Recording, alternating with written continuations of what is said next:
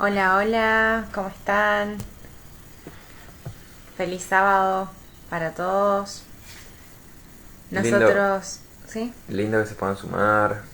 Nosotros estamos, adivinen dónde. Ah, En la carpa. No. no, no, no. Estamos en Argentina otra vez.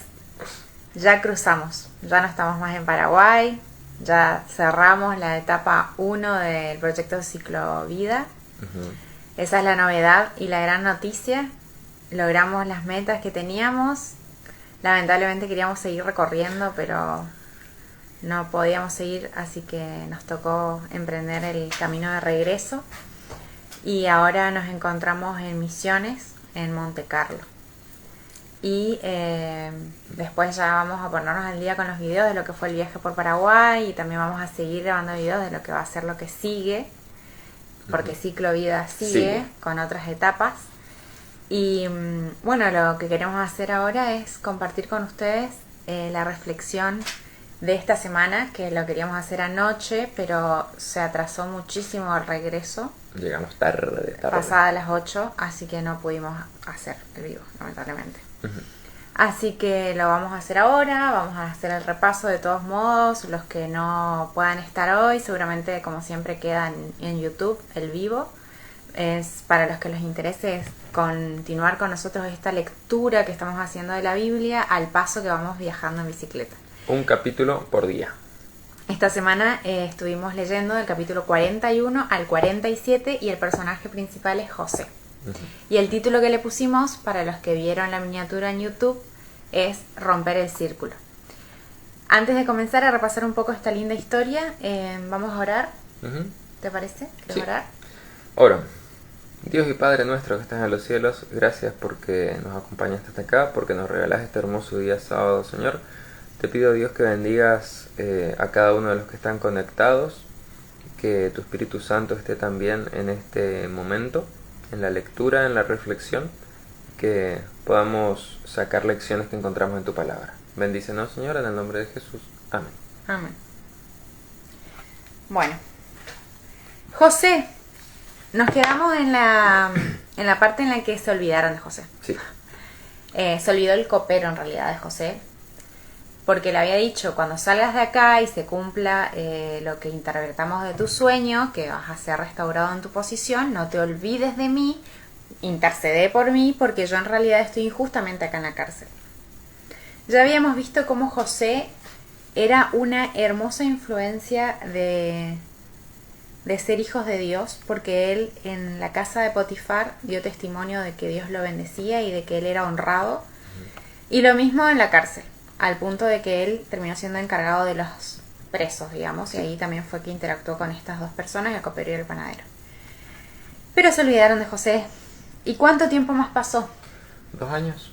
Eso nos enteramos con el capítulo 41. 2 años más después de que el copero fue restituido en su puesto. 2 años más pasaron hasta que ocurrió una situación que forzadamente hizo que se acuerden de José. Claro, le ayudó a el copero a recordar a este interpretador de sueños, que fue nada más y nada menos que el sueño que atormentó al faraón. Que eran 2 sueños, pero que eran parte de un mismo mensaje. Un mismo significado. Que eran 7 vacas gordas, 7 espigas bonitas, 7 vacas flacas y 7 espigas marchitas, digamos. Y siempre las débiles comían a las fuertes. Y no tenían ningún cambio físico. O sea, se las comían y nada. Claro, para ser breve, ¿no? La descripción, obviamente ustedes pueden ir a la Biblia. La idea es que ustedes ya vengan con la lectura hecha para que repasen con nosotros y si pueden y tienen algo que quieran decir, lo escriban en el chat. Así también enriquecemos esta reflexión. Bueno, y hay unos versículos interesantes. En el capítulo 41, cuando lo llaman a José ante el faraón, porque nadie de los sabios que trabajaban para el faraón, digamos, pudo interpretar estos sueños. Entonces ahí el copero se acuerda, lo traen a José. Y en el versículo 16, cuando el faraón le dice, tuve un sueño y me han dicho de que vos escuchás los sueños y los podés interpretar, le dice faraón. este sueño me está atormentando y bueno, a ver si es verdad lo que dicen de vos. Y José le contesta, esto no depende de mí. Pero Dios le dará a su majestad una contestación para su bien. Esta es la versión que nosotros estamos leyendo ahora, ¿no? Rápidamente vemos que José lo primero que hace es aclarar que este don que él tenía o este talento de interpretar sueños no venía de él, sino que era un don de Dios. Que Dios era el que daba estas interpretaciones y no se atribuyó a él esta sabiduría. Esto también habla del carácter de José. Algo que me llamó a mí la atención es que una vez que él interpreta los sueños, que le transmite, digamos, la interpretación de los sueños, no se queda solo con eso, bueno, listo, ya está, interpreta tu sueño, ya está. ¿Cuál era la interpretación? La interpretación era que iban a tener 7 años de abundancia, eso decían, eso representaban las 7 vacas gordas o las 7 espigas gordas, que iban a ser 7 años de mucha abundancia, y después iban a venir 7 años de sequía, de mucha pobreza, donde la tierra no iba a producir prácticamente nada. Entonces, José no se queda solo con la interpretación y busca darle también un consejo al faraón, como para el bien de él mismo, o sea, para el bien de Faraón, para el bien del pueblo, ¿no? O sea, se preocupó también en esto y le dice, mira, lo que tienes que hacer es buscarte un encargado que haga un plan de contingencia, digamos, que busque la manera de aprovechar esos 7 años de vacas gordas, esos 7 años de bonanza, podríamos decir, de mucha producción, para hacer previsión para los años siguientes. Y así fue que Faraón le dice, bueno, dale, ¿y si sos vos? Porque vos sos, o sea, por lo que estaba viendo... Fíjense en el versículo 37, le dice, ¿podremos encontrar otro hombre como este que tenga el Espíritu de Dios? Uh-huh. Nuevamente vemos que él estaba testificando de Dios también, desde este lugar, desde su talento, él estaba dando testimonio de que era Dios el que estaba hablando a través de él. Sí, no buscaba solamente librarse de la cárcel, ponerle y salir, sino era representar el carácter de Dios. Y ahí le hace una propuesta que a mí me llamó la atención, porque dice un 20% de lo que produzca el pueblo que quede para el gobierno, digamos, para las arcas como una especie de impuesto de un 20%. Y que con eso iban a hacer previsión para los años que seguían. Eso nomás. Bueno, eso también da testimonio de la sabiduría que tenía José y de por qué también el faraón le dijo, vamos a encontrar otro hombre tan idóneo para la tarea que se viene, el desafío también que se venía. Bueno, y después él se termina casando con la hija de Potifera, que se llamaba Senat, que esto también era una forma de darle prestigio al nuevo gobernador. Uh-huh. Porque Faraón lo puso a José solo un pequeño escalón por debajo de él. Eso es algo interesante que dice la Biblia, que Faraón dijo, yo estoy por arriba de José, pero nadie va a mover un dedo sin que él lo diga. Uh-huh. O sea, a ese nivel. Yo gobierno porque, bueno, soy el faraón. La confianza que reflejaba también José. Uh-huh. Y después él tuvo 2 hijos con Asenat, y a uno de sus hijos lo llamó Manasés, que significa Dios me ha hecho olvidar todos mis sufrimientos y a todos mis parientes. O sea, ahí se da cuenta, o sea, como uno se da cuenta de que sí, que la sufrió familiarmente, pero en esto también vio la mano de Dios de cómo él iba a poder superar y olvidar esos males, esos pesares que por ahí estaba teniendo. Y bueno, y justamente en agradecimiento a Dios es que le pone este nombre al hijo, que el primero es Manasés y el segundo es Efraín, que también tiene un significado similar, que dice, Dios me ha hecho tener hijos en el país donde he sufrido. Por más de que él había sufrido, él estaba agradecido a Dios por las bendiciones que le había dado. Eso es algo... Y fueron varios años que José tuvo que sufrir. Imagínense ustedes estar lejos de casa, no haberse podido despedir porque fue una manera horrible en la que lo separaron de su familia, a una tierra obviamente que no conocía, no estaba acostumbrado a la cultura, además lo acusaron, lo llevaron a la cárcel, se olvidaron de él. Y yo pensaba cuando recordaba esta historia que hay veces que nos pasan cosas feas. A José le pasaron muchas cosas feas. Y eso nos podría llevar a 2 opciones o 2 formas de enfrentar las cosas tristes que nos pasan. Una es enojarse, reclamarle a Dios, olvidarnos de la existencia de Dios, porque podemos llegar a pensar Dios no existe. O sea, no puede ser que me pasen tantas cosas mal. Encima que soy bueno, que soy honrado, que no toque nada de Potifar, me pasa lo que me pasa. Encima que intento ayudar a 2 personas que están afligidas con sus sueños, se olvidan de mí. Bueno, podría ser una persona rencorosa también, con mucha bronca, odio, ira por todas las desgracias que le estaban pasando. O estaba la otra opción, que es la opción más saludable, que no quita que él haya sufrido, que él se aferró a Dios y aún en todas estas cosas feas, él veía a Dios, que Dios era el que estaba con él, que Dios era el que lo estaba acompañando, que Dios era el que le estaba dando dones, que era Dios en el que le estaba bendiciendo en esas pequeñas cositas lindas que le pasaban y que él lograba interpretar como de parte de Dios. Y yo creo que esto también fue parte de lo que le ayudó a él a ser una persona optimista, podríamos decir, resiliente, y también que dio buen testimonio como una persona sabia, una persona de confianza, una persona que tenía un buen futuro por delante y al que uno le podía confiar este gran desafío que era alimentar a toda una nación y más, porque otros pueblos venían después a Egipto a buscar comida. Y después cuando le fue bien, se siguió acordando de Dios. Porque muchas veces nos acordamos de Dios cuando nos va mal. Y cuando nos va bien, listo, ya está, me olvido. Fue por mi mérito que me fue bien. No, José se acordó de Dios y le siguió siendo fiel. Bueno, esto que decíamos de que otros pueblos venían, en Canaán también estuvo la Incluía sequía. a su propia familia. Vinieron sus hermanos a comprar trigo. Y cuando José los vio, me imagino cómo se habrá sentido, no sé, una sensación de ganas de abrazarlos, se me ocurre, al mismo tiempo miedo, no sé, ira. Podría haber hecho lo que quería. Exactamente. Acuérdense que él tenía el anillo del faraón, o sea, como que todo lo que podía necesitar para vengarse lo tenía a la mano. Podía haberlos aplastado, como ahí, al toque. Podía haberlos hecho sufrir, podía haberlos vendido como esclavo, podría haber hecho lo que quisiera. Pero como dijimos, él todo ese tiempo que estuvo lejos de casa, aferrado a Dios, él estuvo puliendo su carácter. Y esto lo ayudó a ser sabio incluso cuando estaban sus emociones ahí en jaque, digamos, porque él estaba sintiéndose con muchas cosas, me imagino, con tristeza, no sé, yo creo que no era una persona resentida, pero con esa sensación de ¿por qué me hicieron lo que me hicieron? De un desprecio total que le Pero tuvieron. con todas esas emociones que por ahí se cruzan, él logró así todo contenerse, no ser impulsivo y actuar de manera estratégica.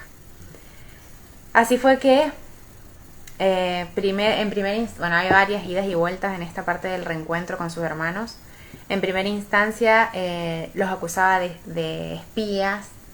Cuando se regresaron, porque les dijo una forma de probar que no son espías y de que lo que me contaron de su familia es verdad, es traerme a ese hermano que mencionaron.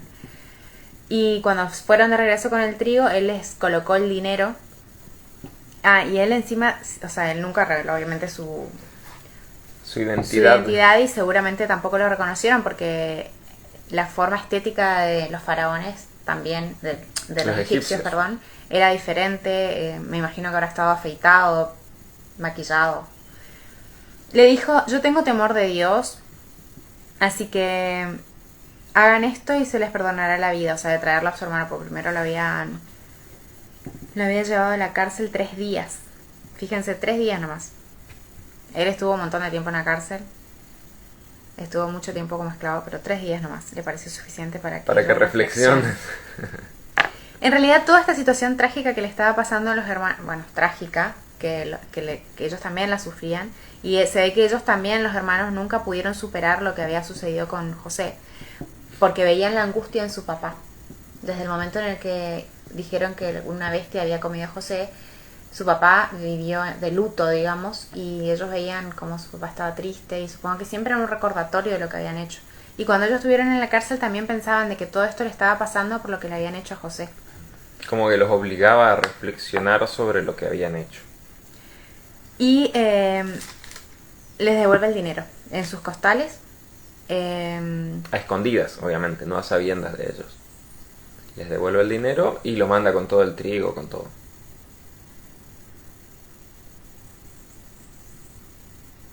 Bueno, se estaban reclamando, obviamente, entre ellos, acusando, estaban discutiendo entre los hermanos de que eso porque nosotros no tuvimos compasión de nuestro hermano, miren lo que nos está pasando, no tuvimos compasión de José. Y Rubén dijo, yo les dije que no le hagan eso. Bueno, se estaban ahí acusando entre ellos. José los estaba escuchando. Y encima les entendía, porque él se había hecho pasar por egipcio totalmente y hablaba en idioma egipcio, pero por más de que los entendía y sabía hablar hebreo también. Entonces él los entendía Y perfectamente. escucharlo a los hermanos discutir también le quebró el alma a él y empezó a llorar y se puso a llorar y ahí fue que... Salió. Se fue. Bueno, sí. Ahí fue que le dijo que le devuelvan el dinero, que los manda a su casa y ellos estuvieron en Canaán otra vez, creo que habrá sido un año aproximadamente, volvió a faltar trigo, comida, el papá le dijo vayan y busquen otra vez alimentos si no vamos a morir, pero papá acordate, tenemos que volver con Benjamín. Ah, me olvidé de un detalle, Simeón quedó, un hermano quedó preso. O sea, todo ese año... Elegido por José, o sea, José dijo, este se queda acá. Sí. Ahí también los hermanos pensaban que era un castigo por todo lo que ellos habían hecho, porque justo Simeón, o sea, Simeón era el más terrible. Como el que había, sí, el más bravo, digamos, en el trato. Uno de los, sí, bueno. Pero tenemos que ir sí o sí con Benjamín, ahí tenemos a Rubén y Judá y todos prometieron de que si le pasaba algo a Benjamín, si no se lo devolvía el padre de vuelta, que se podían... agarrar con ellos, con los hijos. Claro, bueno. Rubén le dice, si yo vuelvo sin Benjamín, mataba a mis hijos, o sea, a ese nivel. Había hambre de verdad. Y bueno, ahí ya regresan con Benjamín y van a Egipto con Benjamín a comprar trigo. Ellos obviamente cuando llegan dijeron al mayordomo, nosotros cuando nos fuimos la vez anterior, en el camino, cuando íbamos a sacar trigo para comer, alimentar a los animales, vimos que estaba el dinero ahí. No sé cómo llegó el dinero. Nosotros trajimos ese dinero de vuelta y más dinero para comprar más comida. Obviamente ellos tenían mucho temor de que los malinterpreten, que los tomen como ladrones y obviamente que les quiten la vida o les hagan esclavos. El mayordomo le contestó, cálmense, no tengan miedo. El Dios de ustedes y de su padre debe de haber puesto ese dinero en sus costales, pues yo recibí el dinero que ustedes pagaron. El mayordomo dándoles una lección. Me parece interesante que como que el mayordomo, además de que los tranquiliza, es como ellos no veían mucho la bendición de Dios en esto. Como que no es que primero pensaron, ay, Dios debe ser que... Como no. que veían que algo malo estaba pasando. Era trágico todo, esa visión de las cosas, de que todo... También creo que es en parte por la culpa que ellos cargaban. Bueno, obviamente ahí él se emociona cuando lo ve a Benjamín, a los hermanos, lo invita a comer a su casa personal, los sienta en orden de nacimiento, le dice que les sirve la misma comida que comía él, así que se habrán sentido muy agasajados, también con miedo seguro. Pregunta por su papá si todavía vivía, ahí les cuenta de su papá. Obviamente se emociona de nuevo cuando ve a su hermano de la misma madre que era Benjamín. Tanto se emociona que dice que se retiró, de golpe se fue a llorar. Y cuando recién se pudo contener el llanto, se lavó la cara y salió y bueno, estuvo con ellos. Dice que se pusieron muy alegres, comieron y bebieron juntos. Como que ahí se distendió un poco la cosa. A todo esto seguían hablando por medio de intérprete, porque José se seguía haciendo pasar por egipcio y que no entendía nada de hebreo, o sea, ni mínima sospecha. De ahí parecía que todo estaba bien, pero otra vez José no terminaba de darle una lección a sus hermanos y le pidió a su mayordomo que ponga su copa, que era algo muy importante en esa cultura. La copa era algo para los reyes y sabios, una forma de interpretar las cosas, cómo veías el agua, algo así, ¿no? Sí. Entonces, esa copa especial de él, que la pongan en el costal de trigo, no de cualquiera de los hermanos, no, en el de Benjamín. Bueno. Cuestión que al ratito que se fueron, al rato, dijo, déjale que caminen un par que de leguas. Que se cansen un poco. Y anda tras ellos. Y ahí fue el mayordomo y les dijo, les acusó de que robaron la copa de mi amo que él usa para adivinar. Y no, como nosotros somos gente honrada. Todo el tiempo ellos decían, Sí, nosotros somos defendían gente eso. honrada. Que era gente honrada, gente de bien. Al que haya tocado algo, que muera, dijeron los mismos hermanos, de tanta fe y confianza que tenían de que ellos no tocaron nada. Cuestión que el mayordomo mismo lo había puesto, así que sabía dónde estaba. Sabía dónde buscar. Pero empezó del más grande hasta el más chico. Cuando encuentran la copa, obviamente se desgarran las vestiduras porque sabían lo que se venía, o imaginaban. Sí, se imaginaban. Vuelven todos otra vez a Egipto y ahí, sin dar muchas vueltas, es después de que otra vez se emocionan todos ahí. Uh-huh. Bueno, tenemos la parte de que Judá va a rogar a José por Benjamín, le cuenta toda la historia otra vez, pero no toda la historia, no le cuenta que José fue vendido, sino que había perdido su papá ya un hijo que murió y que esto iba a ser muy fuerte para su papá, que tomaba mí en su lugar. Eso también habrá sido muy fuerte porque ver cómo estaban dispuestos a dar su vida por Benjamín. Sí. Y ese amor, ¿entendés? Ese ruego, pero que no lo tuvieron ni cerca. Cuando él estaba rogando en ese pozo por su vida. Uh-huh. Se desmorona otra vez José. Esta vez se desmorona a tal punto de que no solamente grita a todos sus siervos que salgan, porque no quería que nadie esté ahí presente más que sus hermanos. Grita a llantos que dice que se escuchó hasta el faraón se enteró. Gritaba. Lloraba, con el alma desgarrada, se da a conocer a sus hermanos. Y lo interesante que lo vemos en el versículo 8 del capítulo 45, bueno, en realidad empieza antes en el 7, perdón. Pero Dios me envió antes que a ustedes para hacer que les queden descendientes sobre la tierra y para salvarles la vida de una manera extraordinaria. Así que fue Dios quien me mandó a este lugar y no ustedes. Él seguía viendo la mano de Dios. Él me ha puesto como consejero del faraón y amo de su casa y como gobernador de todo Egipto. Él seguía viendo la mano de Dios hasta en la desgracia de su vida, digamos, de haber sido vendido, pero vio la mano de Dios en ese momento. Y que él justamente dice para que ustedes también tengan descendientes, como mostrándole amor a sus hermanos, porque Dios también lo amaba a sus hermanos.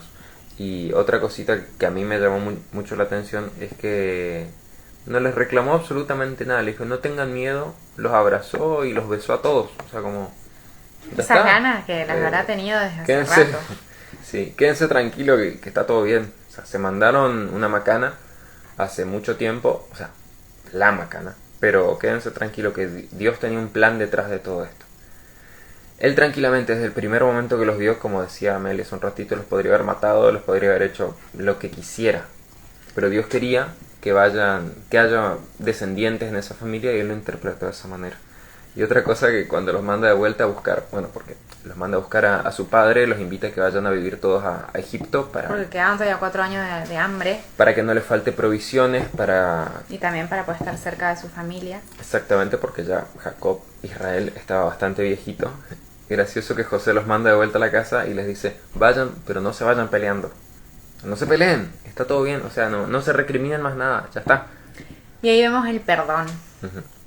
Cómo cura heridas y restaura relaciones también. Y vamos a terminar igual 2 capítulos nomás nos quedan para repasar un poco la historia, que es la vuelta de Jacob, o sea, el viaje de Jacob a Egipto, donde él también consulta con Dios, adora a Dios, ofrece sacrificios a Dios en Berseba era, ¿no? Uh-huh, Berseba. Sí, y Dios le dice, no te preocupes, anda a ese lugar, yo voy a prosperar a tu gente ahí y yo también los voy a sacar de ahí, así que yo estoy con ustedes, vayan, básicamente. Como es todo parte del plan. Y bueno, ahí es cuando la familia viene, él se reencuentra con su familia, el mismo faraón conoce a su padre, a Jacob y a alguno de sus hermanos que él decidió presentarles. Le dice, sí, vayan en Boser, pueden asentarse ahí, ustedes son cuidadores de ovejas, incluso les dio parte de su ganado para que ellos le cuiden. Bueno, ahí vemos cómo fue el asentamiento del pueblo de Israel al lado de Egipto, uh-huh. digamos. Una cosita más que me ha llamado la atención es de que pasó el tiempo, la gente ya se quedó sin dinero para comprar ya se había quedado sin plata para seguir comprándole trigo a Egipto. Y José se podría haber aprovechado de la gente. De la gente del pueblo Sí, egipcio que estaba exactamente. pasando hambre. Entonces la gente le dijo, miren, nosotros lo único que tenemos en nuestras vidas, le ofrecemos nuestro servicio al rey, al faraón, a todo, y con tal de no morir de hambre. Y José le dice, bueno, dale, está bien, ustedes van a servir como esclavos, van a servir como esclavos. Yo les voy a dar la tierra de ustedes ahora es nuestra, ustedes nos pagan con eso la comida, pero nosotros le vamos a dar la semilla, ustedes van a trabajar la tierra y de eso el 80% es de ustedes. El 80% de la producción es de ustedes, solo el 20% queda como tributo al rey. La misma política que había empleado antes. Con esto vemos que no era algo extorsivo, sino que era sumamente razonable. Y el pueblo inclusive le agradeció porque veía que era muy bondadoso con tal de preservar la vida. Eso nada más, era otra cosa. Bueno, ¿por qué le pusimos este título? Rompiendo el círculo. Porque la vida de José iba como a los tropezones, a los tumbos. Maltratado por los hermanos, pero él vio la manera, la forma de romper con el círculo, de poder salir de esa cadena, digamos, de eventos desafortunados para En realidad, traducirlos en bendición. En realidad porque, como vimos, el padre había engañado a Esaú. Labán había engañado a Jacob. Raquel también engañó a su papá cuando lo robó. Veníamos de muchos engaños. Vemos que los hermanos también engañaron a Siquem. Y entonces después vemos como los hermanos también reaccionaron con José con violencia. Sí, cuando Siquem, ¿te acuerdas? Bueno. Y él, digamos que podría haber sido parte de la costumbre de la familia, digamos, de seguir siendo engañador, de seguir siendo violento. Pero él rompió con eso y salió de eso. Por más de que en su familia había muchas historias de malos ejemplos de carácter, podríamos decir, o de no personas nobles de confianza, él fue diferente. Y él no se justificó con la idea de todas las desgracias que le pasaban y que, como dijimos antes, por eso él tenía odio, bronca y reaccionaba de manera cruel con los demás, porque, digamos, tuvo una vida cruel, triste. Sino que él, en lugar de hacer eso, él decidió actuar diferente. Y él fue una persona bondadosa que se preocupaba por las personas y quería hacerle el bien a las personas. Era una persona honrada, que alguien podía confiar en él, no era engañador.